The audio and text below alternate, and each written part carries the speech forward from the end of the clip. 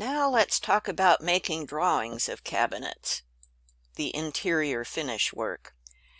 When we're looking down on a room, a plan view, we make the walls thick lines. And you'll remember this from drawing plain old floor plans. This is like your A-wall CAD layer.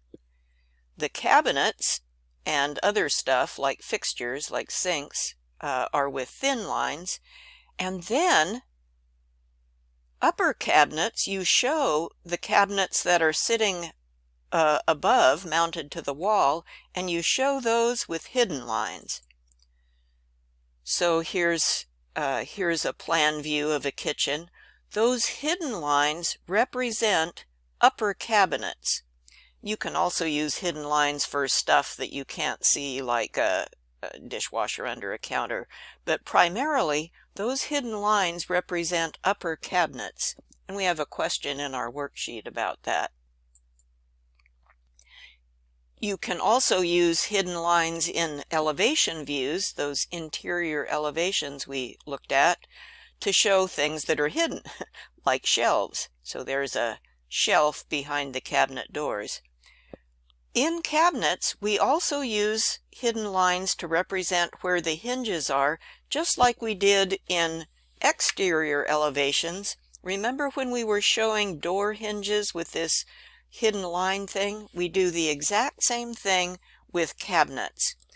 And here you need to pause, slow down, and think about visualizing what is your cabinet door doing, because you need that hidden line to point to the hinge. So that's fine on a single cabinet door, but now look at this picture, this drawing on the left, where we have 3 cabinet doors.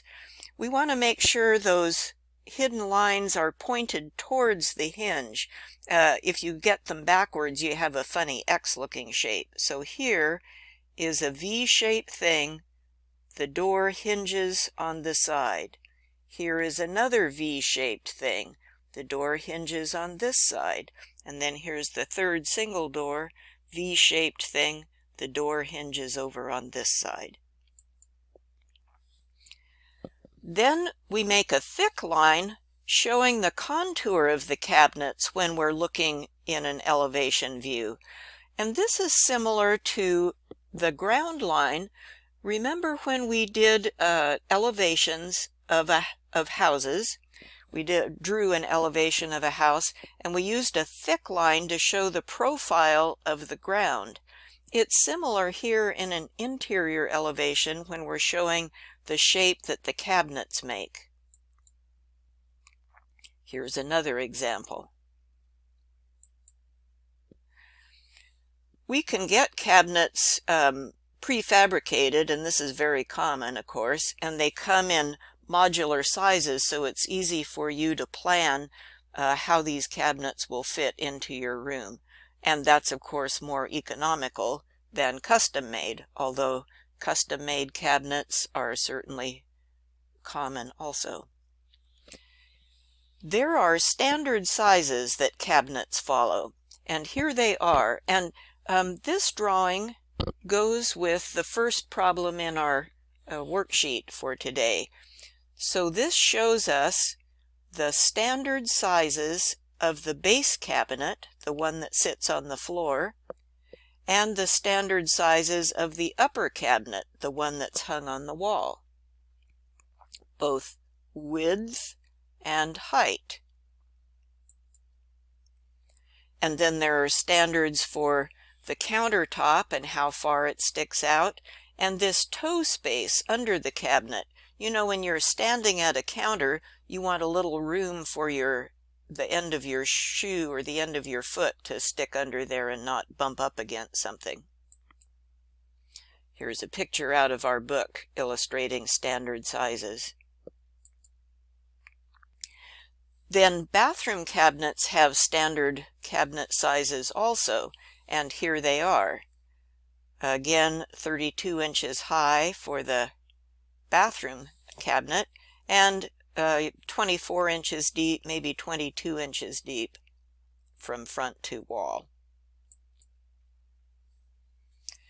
Then you want to think about what style of cabinet door do you want. And here, the style that you want will also govern what kind of cabinet hardware you specify. And I think it's fun to go to a cabinet hardware supplier. I don't know. It used to be Newman Supply in Eugene. I'm not sure they're still there.